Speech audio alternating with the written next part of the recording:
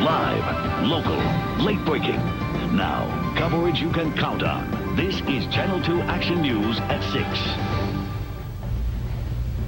The matter will be transferred to the adult court. Thank you. Student accused of shooting and wounding his Heritage High School classmates will stand trial as an adult. The judge's decision in the T.J. Solomon hearing is our top story on Channel 2 Action News at 6. Good evening. I'm John Pruitt. And I'm Monica Kaufman. The judge's ruling came down late today, and it means Solomon could face 351 years in prison if convicted of aggravated assault and other charges. We have live Team 2 coverage of today's developments in court. Lynn Harrison and Vince Gerasoli will have reaction from the community to the judge's decision. But we begin with Lynn Harrison, who's been covering the three-day hearing. Lynn. That's right, Monica. Defense attorneys say 15-year-old T.J. Solomon had a blank expression on his face as if he didn't quite understand when the judge said he would be tried as an adult. Bailiffs quickly whisked him out of the courtroom. Defense attorneys have been arguing all week long that T.J. Solomon is mentally ill, and for that reason the case should have stayed in juvenile court. But District Attorney Richard Reed said there was nothing mentally ill about the way Solomon unloaded his .22 rifle into a crowd of helpless teenagers.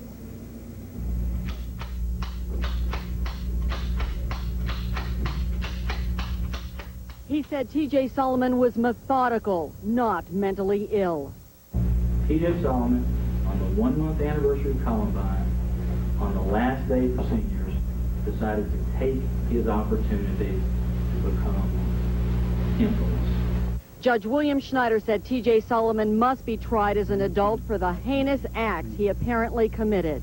The child wounded 6 high school students during a time in our history when these crimes are received with widespread publicity for the fear, horror, the alarm and shock that pervades the minds of parents, the minds of community members. Afterwards, TJ's mother left the courtroom without comment. Defense attorneys say the family is sad.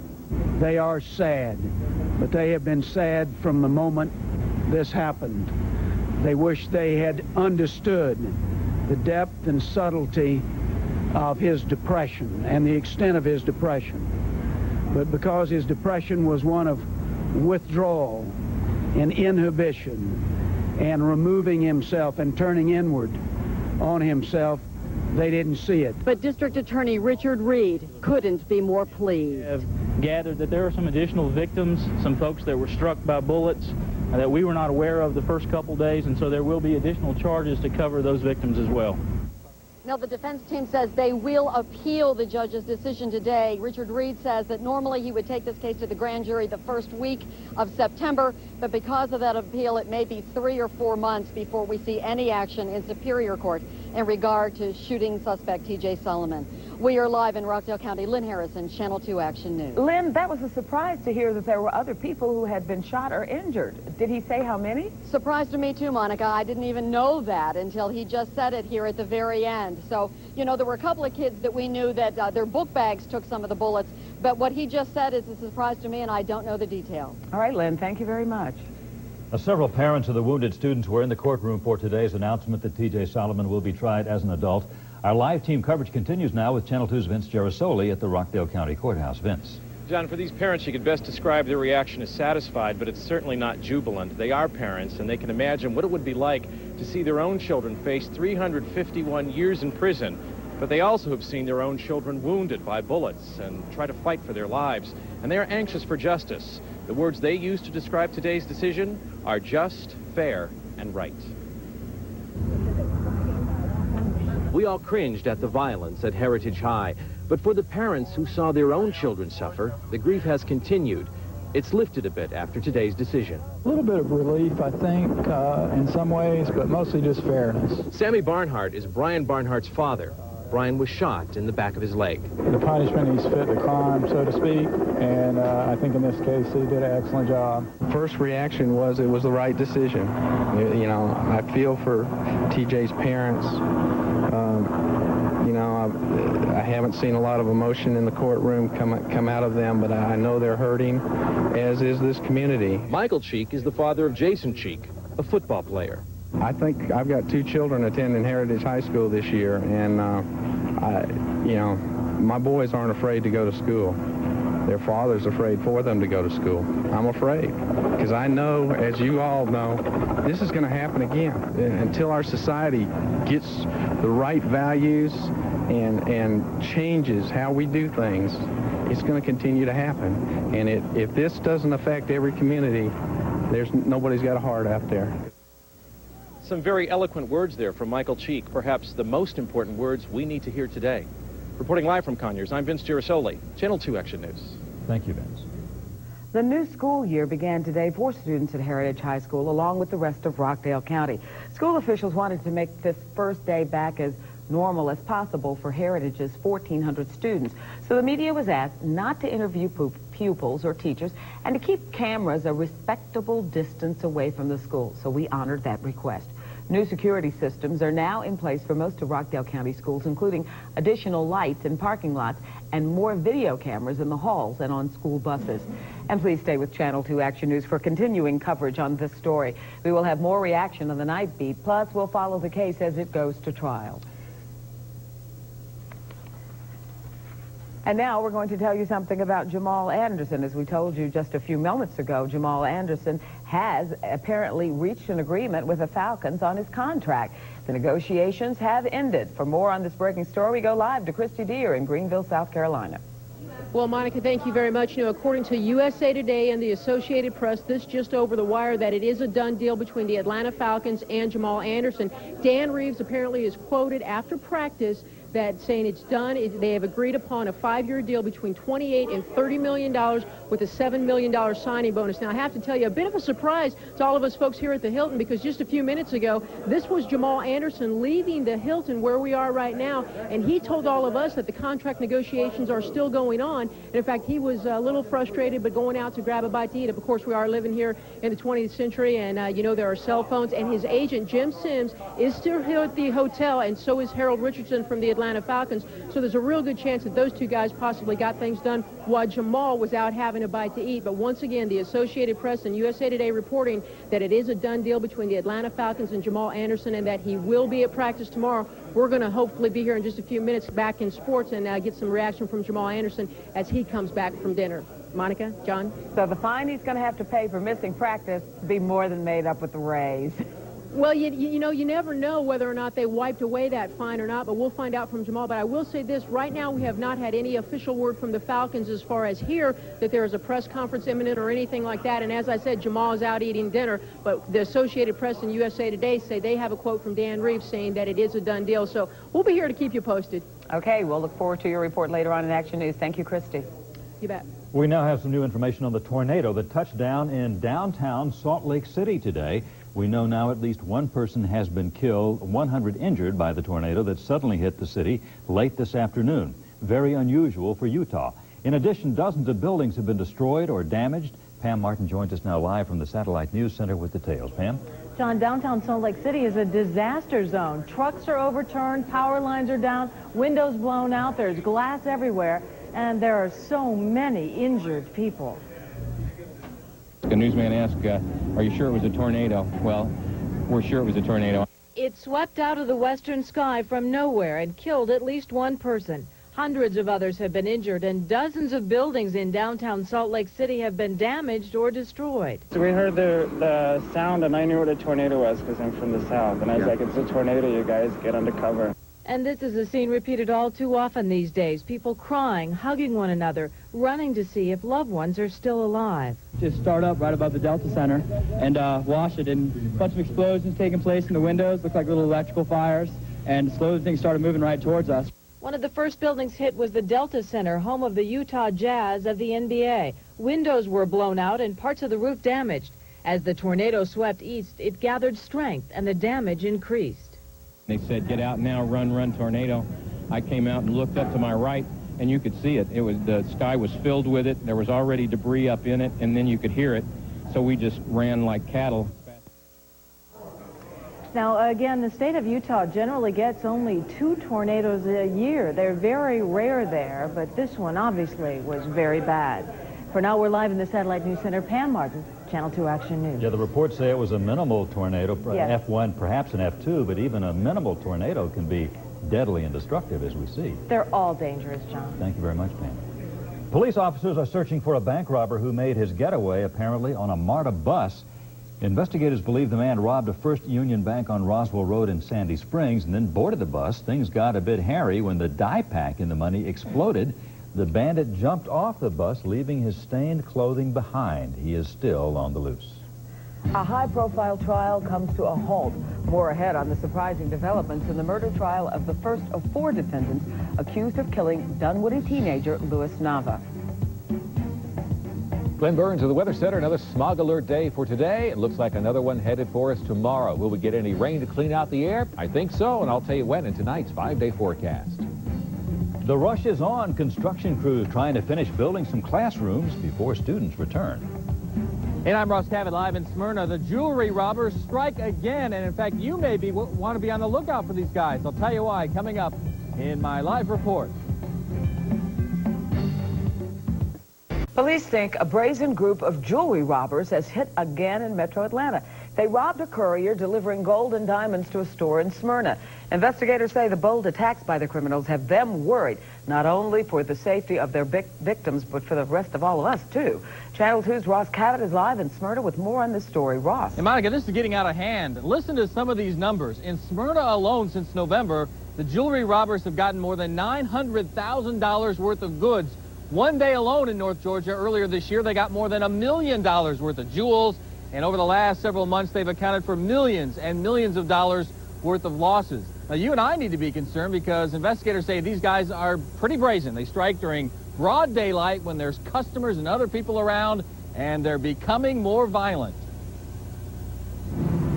The latest victim, a jewelry courier robbed of diamonds and gold while making a delivery at the service merchandise. The criminals take more than $100,000. The criminal's gift, a white Nike baseball cap, one left at the scene. This robbery, like all the others, certainly was not a random event. The courier had pulled up right to these doors, but before he could even get inside, the bandits were on him, brandishing sawed-off shotguns. We think they're pretty organized in the way they're conducting their surveillance and procedures, following in and out real quick. We believe that they're surveilling them to wherever they're staying at. There were witnesses who saw it all go down. They helped police put together composite drawings of 2 of the 4 armed men. Witnesses say both spoke Spanish. Investigators have no doubt these criminals are part of a whole group working in the southeast who can take stolen baubles and quickly turn them into cash. You know, they're going after a commodity, but they have to know what they're going to do with it. It's professionals. Brent Brown helps corporations deal with security. What bothers him and bothers police is how brazen these robbers have become. At the same service merchandise just last month, this glitchy video shows the robbers running in, bashing open the jewelry cases in full view of stunned workers and customers. The same scene has been played out in Buckhead, Douglasville, and dozens of other places, often with a shotgun-toting lookout standing guard. Getting in their way could be deadly. What we're seeing now, not in just this, but we're seeing across the board more violent criminal activity. I mean, this basically is a robbery, a theft that is turning more violent. And Smyrna police would sure like some help finding the getaway vehicle from this morning. It's described as a green Dodge minivan with Protect the Panther Florida license plate. The number is LRG 424. Now, obviously all these jewelry couriers in the stores are going to have to beef up security, but the security consultant says the best advice he has really for them and for us is trust your instincts. If you're around somewhere, if it looks suspicious, if it looks like something may be going down, just simply get the heck out of there. And arming yourself with a gun, that's probably going to cause more harm than good. A security guard confronted these jewelry thieves in Nashville back in March, and he ended up dead. We're live in Smyrna. Ross Cavett, Channel 2 Action News. Brazen is the word to use for them, Ross. Thank you very much. Jury selection has stopped in a carjacking murder trial in Bartow County. Eric Perkison is the first of 4 men to be tried for abducting and killing 16-year-old Louis Nava of Dunwoody last summer. A local minister serving as the Perkison family spokesman says since an evaluation showed the defendant is mildly retarded, proceedings have been stopped until more tests can be done. Now, under Georgia law, anyone found guilty but mentally retarded is death. A gag order is in place, so no official reason for this suspension of jury selection is being made public. Pedestrians protested dangerous drivers this evening in Midtown Atlanta. Dozens of people carrying funeral fans shaped like stop signs crossed Peachtree at the intersection of 13th Street several times during rush hour traffic. Now, the protest is to call drivers' attention to pedestrians. It also commemorates Margaret Mitchell's death. The author of Gone with the Wind was hit by a speeding taxi driver at the intersection on this date back in 1949. The pay raise promised to Atlanta firefighters this spring is about to become a reality. Last night, Atlanta Mayor Bill Campbell signed legislation amending the city charter to allow the pay raises he promised after April's dramatic fire and rescue at the Fulton Cotton Mill loft. Firefighters will get a $1,000 raise this Friday and another $1,000 before the end of the year. Cobb County schools are scrambling to get hundreds of portable classrooms set up and cleaned up. The first day of school in Cobb is less than 2 weeks away. Construction crews are working long hours, 7 days a week. Channel 2's Don McClellan has the story from Lassiter High in East Cobb. The Lassiter High School girls softball team in Cobb County getting ready for its first game of the season. More than 500 new and old portable classrooms also must be ready for the new school year. We'll be there. We always are. Construction and cleanup crews in high gear as the time for school opening almost here. Construction crews working 10 hours a day, 7 days a week.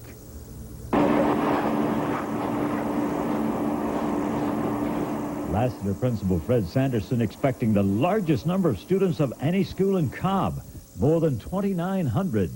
Lassiter will have almost 20 of those more than 500 trailer classrooms.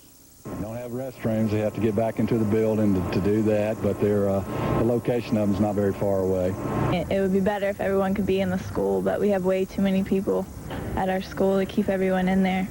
Rising seniors Lindsey Brown, Mara Clements, and Martha Hennigan have accepted the portables as a way of life, but prefer being inside. Closer to the bathrooms, closer to the offices and everything. Plus, you don't have to be walking outside all the time. Cleanup crews not working as long hours as the construction setup people. Still, the pressure's on. I think I've been doing this long enough to know that you just don't worry about it because it always happens.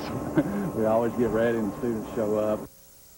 Cobb County, Don McClellan, Channel 2 Action News. About 90,000 students expected for Cobb's first day of classes. The new school year begins August 23rd, a week from this coming Monday. More portable classrooms aren't the only thing the Cobb County School District needs. Let's talk about more teachers. With the start of school just 12 days away, the state's third largest school system is still 150 instructors short. Those hired under temporary special permits hold college degrees, but not necessarily in the courses they'll be teaching. So far, 9 have been offered jobs under the special permits. Children at 4 metro area schools will get extra help with their homework this year. Scana Energy, the natural gas company, is paying the bill for homework centers. It's a pilot program Scana also funds in its home state, South Carolina. Stanton, North Park, Tony, and Mount Olive elementary schools get $5,000 to provide a teacher an hour and a half of tutoring after school each day. Coming up on Channel 2 Action News at 6, more on the reported deal that will keep Jamal Anderson dancing the Dirty Bird this season. Leopard skin chairs, suede shoes, even battery charging stations. All for sale today at the post office. More on this auction later at 6. First, though, more legal troubles for the teen accused in the beating death of another teen in Rockdale County. That story just ahead. Conyers police have upgraded charges against a teen after a fight with another boy turned deadly. That story tops our county-by-county coverage. An autopsy showed 16-year-old Stephen Turley died from a sudden twisting of his head and neck. 18-year-old Justin Newsom now is charged with voluntary manslaughter. The Mall of Georgia in Gwinnett County isn't even open yet, but already shoppers are cashing in. 2 department stores had their grand openings this morning. Some businesses in the area say the construction has caused them inconveniences, but think it's a small price to pay for future profits they expect to make once the mall is up and running. Students in Bartow County returned to class today with new rules and regulations in effect. At Allatoona Elementary School, employees now must wear picture ID badges. Students also are facing a new discipline and dress code. No baggy pants are allowed, and shirts must be tucked in. Resource officers could soon be patrolling the halls of Hall County schools. The Hall County School Board okayed a plan to pick up half the bill for 10 officers if a federal grant is not approved. The other half of the cost would be picked up by the Hall County Commission. Commission members are discussing that proposal. If approved, patrols could start by the end of this month. Still to come on Channel 2 Action News at 6. A man accused of opening fire on children at a daycare center turns himself in. The latest on the California shooting ahead. Jewish community centers all over the metro Atlanta area are not letting their guard down, even though the LA shooter is behind bars. I'm Greg McCampbell. That story coming up on Channel 2 Action News. Glenn Burns to the Weather Center. Got some nice rain up in Tennessee at this hour, but doesn't look like that's going to make it our way. Stay tuned for your forecast. It's next.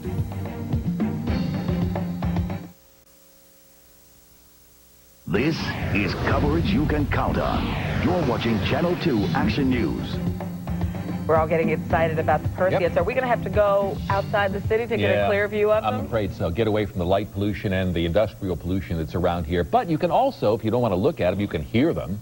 Hear them? Yes, you can hear them. You can take the FM radio outside of the back deck and tune it to a non-frequency, so you just kind of hear static. And when a shooting star hits the atmosphere, you may hear a radio station come in from another part of the country or here in Atlanta. But if you just tune it between stations and just get that staticky sound, and then as soon as the shooting star comes in, boom, you'll hear somebody else's voice from around the country just for a brief moment or two. Outside right now, it's very hot, 94 degrees under hazy sunshine this afternoon, but the humidity not too bad, 40%. Winds are west of 10, the barometers rising. Got up to 95 this afternoon. And that was our daytime high, 74. The morning low, temperatures running 6 degrees above average for the day. And we were sure close to that record high of 98 set of 1900, our record low of 62. That was in the year 1917. And the rainfall deficit for the year to date now, almost 8 1/3 inches. Boy, it's getting bad out there. All right, what's going to happen tonight? Well, there's an old comet called Swift-Tuttle that is passing through the solar system, and it leaves, as it melts, a trail of debris. And the Earth will be passing through this trail of debris tonight and tomorrow night. Now, in this debris trail, it's not all evenly spaced with debris. There are some areas where the debris is more dense than other times. So once the Earth passes into this comet debris later on tonight, you'll see some shooting stars. And if it enters a string of concentrated debris, well, you'll see a fast-moving, maybe a meteor storm, perhaps. But again, that's tonight, the old Perseid meteor shower. Now, where do you look in the night sky? Well, you'd have to look in the east-northeast between midnight and dawn. Find this constellation. It's called Perseus. That's where the Perseid meteor shower gets its name. It's the point of the sky the meteors appear to be coming from. And you'll also see the big bright star. It's actually a star. It's Jupiter, a bright planet out there in the eastern sky as well. So if you find Jupiter and look to the left of Jupiter, you'll see the constellation Perseus. Now, everybody's not going to be able to see this. We're going to have in downtown light pollution, industrial pollution, poor viewing conditions from, say, North Fulton County right on down through Clayton and Fayette County. Outside, well outside the perimeter, you'll find some good viewing, but the best is way outside the perimeter, North Georgia mountains, over toward east central Georgia, and well south of the Atlanta metro area, and also for our friends over in eastern Alabama. They should have a pretty nice shot of it. And can two people see the same meteor far apart? Yeah, you can see a meteor maybe 900 miles. And the other person can also see the same meteor. All right, let's take a look now at the satellite view, and certainly nice clear skies here. An old cold front falling apart, producing some storms up in Tennessee. They'll never make it here. Tomorrow, another day of hazy sunshine, but the moisture should increase enough to give us an isolated shower or thunderstorm for your Friday. And again, they'll be very few and far between Friday. Saturday, though, a different story. This cold front will come barreling on in, and an excellent chance for showers and thunderstorms Saturday, hopefully to cool things off a bit. 95 here in Atlanta tomorrow, 99 in Macon, 97 in Athens, and 101 for a high in Columbus. Our forecast for tonight, good viewing, clear skies, light winds, 70 to 75 for the low. Tomorrow, partly cloudy, another smog alert, unhealthy air quality, very bad tomorrow, 92 to 97. All right, chance of an isolated thunderstorm for your Friday, and then thunderstorms likely on Saturday, and then afternoon thunderstorms possible on Sunday, partly cloudy on Monday. High temperatures, though, well, no big cool down. About as cool as it's going to get is about 90 on Saturday and Sunday. 90. 90. Thank you, Glenn. Well, police have their suspect in the shootings at the Jewish Community Center near Los Angeles. They say he is talking. 5 people were wounded yesterday when the gunman sprayed 70 rounds into the center lobby in the Los Angeles suburb of Granada Hills. And today we learn the suspect is also being investigated for a murder 1 hour after the center shootings. Channel 2's Pam Martin joins us with details. Well, John, they searched for him all night, and then much to the relief of the police and nervous Los Angeles residents, suspect Buford Furrow surrendered in Las Vegas. This morning at approximately 9 a.m., Buford O'Neill Furrow surrendered himself to FBI agents at this office. He is believed to have traveled to the Las Vegas area via taxi cab from the Los Angeles area. The surrender brought some relief to people in Los Angeles. Parents brought their children back to the community center today, but memories from yesterday had to be fresh and painful. What happened? Mommy will tell you later, okay?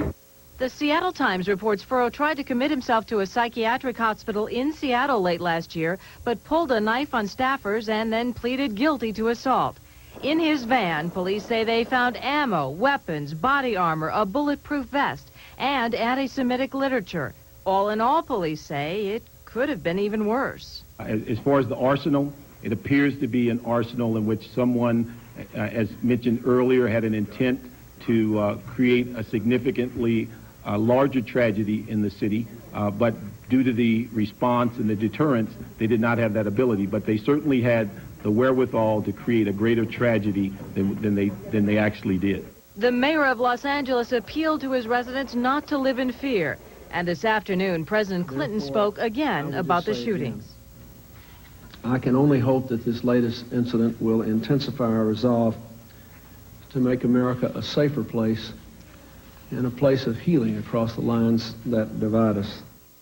A 5-year-old boy remains in critical condition, and police are now investigating whether Furrow had anything to do with the murder of a U.S. Postal employee that was 1 hour after the shootings at the community center. There is still a whole lot in this case to investigate. And I think police are almost reluctant to say too much now at this point. What are they saying about the young boy in critical condition? What are his chances of pulling through? I think they're saying fair, John. He went through 6 hours of surgery. I saw some reports that he lost a lot of blood, maybe 30%. But he's still alive tonight, and you know a lot of people are praying for him. Indeed. Pam, thank you. The Jewish Federation of Atlanta moves to support those whose family members were hurt in the Los Angeles shootings. The League has established a fund so people here in Atlanta can help with a lending hand, or lend a helping hand, I should say. If you wish to contribute, you can make checks out to the Jewish Federation's Los Angeles Crisis Fund and send them to the Sea League Center, 1440 Spring Street, Atlanta 30309. A wall of security went up around Jewish communities throughout the United States immediately after yesterday's attack. Metro Atlanta Jewish community centers have not let down their guard, even though the suspect is in police custody. Channel 2's Greg McCampbell continues our Team 2 coverage. This scene of police escorting a parent's most treasured possession struck chords of fear in almost everyone. And if you were Jewish, you took action. Armed guards patrolled Metro Atlanta Jewish community centers. Officials weren't taking any chances with a possible copycat incident. Officials with the Atlanta Jewish Community Center say they will maintain a heightened sense of security throughout the week by using armed guards in front of their facilities. Many people who use the center say this is not a bad idea. I would think through Friday it might be a good idea. Why is that? Like you say, copycat. There are a lot of unusual, crazy people out there, and a couple more days wouldn't hurt. That fear is founded in what authorities say. They suspect the suspect, Buford Furrow, may have ties to anti-Semitic organizations. They believe that they have the authority to carry out vengeful acts against people, including murder, in order to destroy Jews. Security is tight at all Jewish meeting places in the Metro Atlanta area. Members of the Anti-Defamation League say this is only a sign of the times. This is a time, though, as we approach the millennium, that I think everyone should have a heightened awareness because the millennium, for many of these actions, is giving motivation. And I think today what we'll find is that there'll be some Armageddon philosophy involved. Greg McCampbell, Channel 2 Action News. Officials with Metro Atlanta's Jewish community centers say security will remain heightened until they reevaluate the situation. And please stay with Channel 2 Action News for the very latest on the Jewish Community Center shooting in L.A. We will keep you updated on the suspect and the investigation. And, of course, you can get more information on the story on ABC World News Tonight beginning at 7 p.m. Still to come on Channel 2 Action News at 6, teenage boys arrested for stealing and stockpiling weapons and ammunition. And 1 dead, hundreds injured in Salt Lake City after this tornado touches down. The latest coming up next.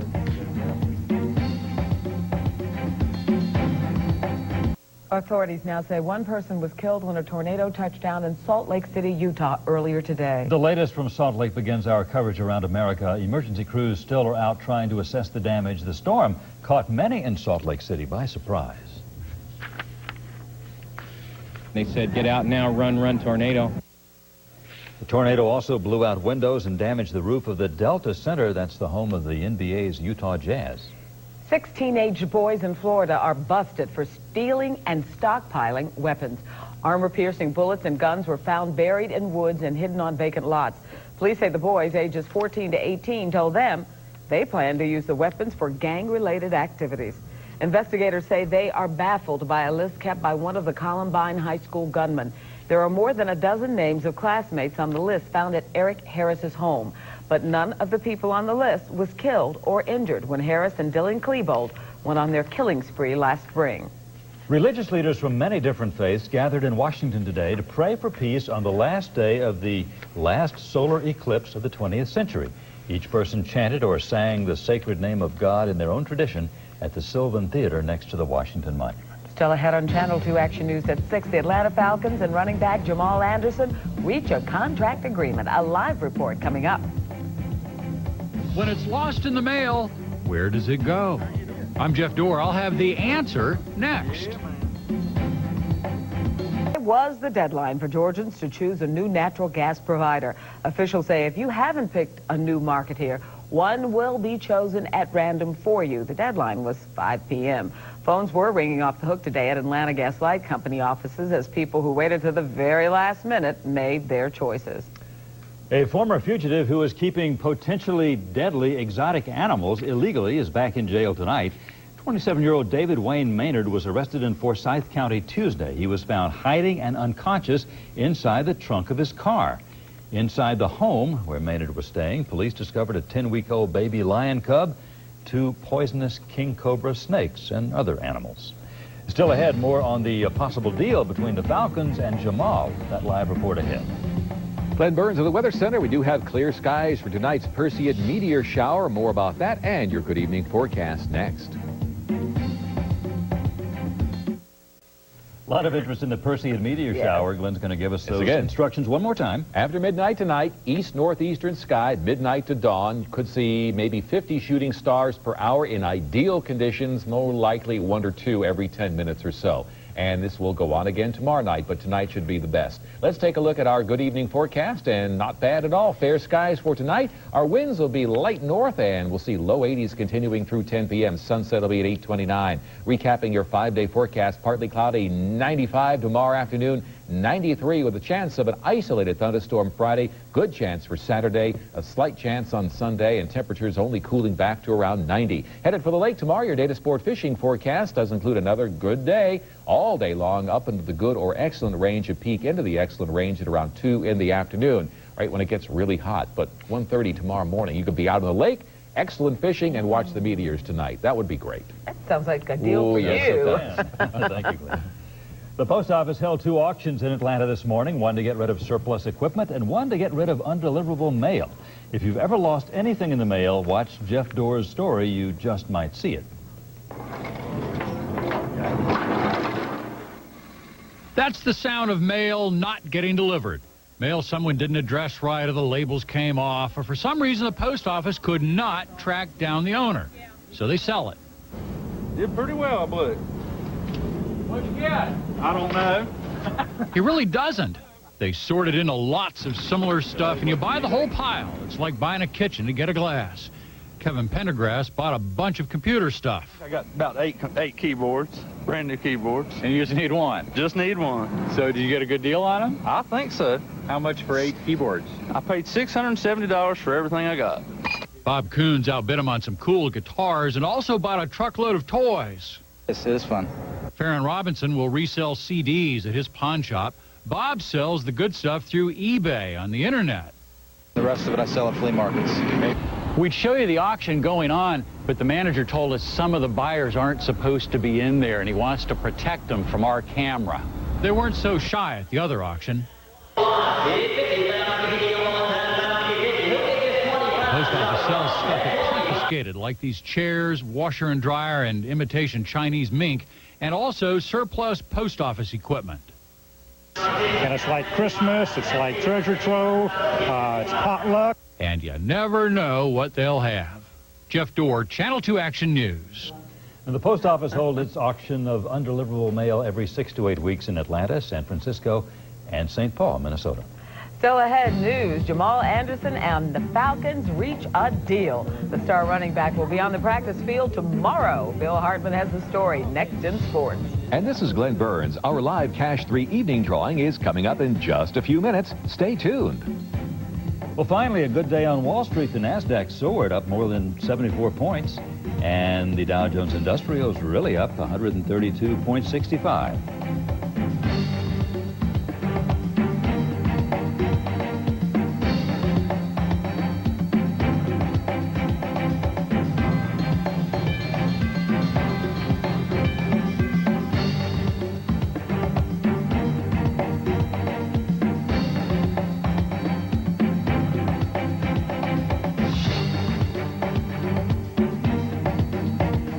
This was official payday for Jamal. Well, thank goodness. We all wanted him to be back in a Falcons uniform, and there was that threat that he wouldn't be, that he might be traded. Falcon coach Dan Reeves and general manager Harold Richardson met face-to-face with holdout running back Jamal Anderson in Greenville, and it is over. The deal has been agreed upon. It's a 5-year contract worth between $28 and $30 million. How much is the signing bonus? That is still in question. It has been the sticking point all along. Things got busy right after 1 o'clock this afternoon in a downtown Greenville hotel. Coach Dan Reeves, along with general manager Harold Richardson, came in. They met with Jamal and his agent Jim Sims for about 4 hours. When Jamal walked out of there, said he was going to get something to eat in a limo, he said the deal had not been completed.